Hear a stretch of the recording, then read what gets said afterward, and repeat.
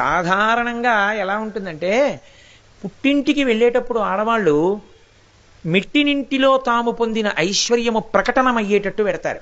ఎందుచేత అంటే తల్లికి తండ్రికి ఎప్పుడూ ఏ ప్రశ్న వేస్తారంటే, అమ్మ నువ్వు సంతోషంగా ఉన్నావా నాన్న అక్కడ అంటారు. ఎందుకంటే ప్రేమ కదా, ఆ ప్రేమ చేత కడుపున పుట్టిన బిడ్డ కాబట్టి అమ్మ నీకేం ఇబ్బంది లేదు కదా నాన్న అంటారు.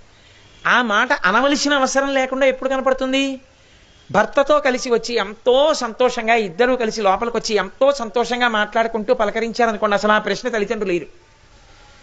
అథవా ఆయన వెనకాల వస్తున్నాడు, ముందు ఈవిడ వచ్చింది అంటే పుట్టింట్లో చేయించిన నగలు కాకుండా అత్తవారింట్లో చాలా నగలు చేయించుకుని వేసుకుని వచ్చింది అనుకోండి, పుట్టింటి వారు సంతోషిస్తారు కదా, ఓ నా కూతురు చాలా గౌరవింపబడుతోందనమాట అని సంతోషిస్తారు. అలా కాకుండా వచ్చిందనుకోండి, కలుక్కుమంటుంది పుట్టినింటి వారి హృదయం. దక్షుడు తనని అవమానించవచ్చు, కానీ దక్షుడి మనసు తానింత ప్రేమగా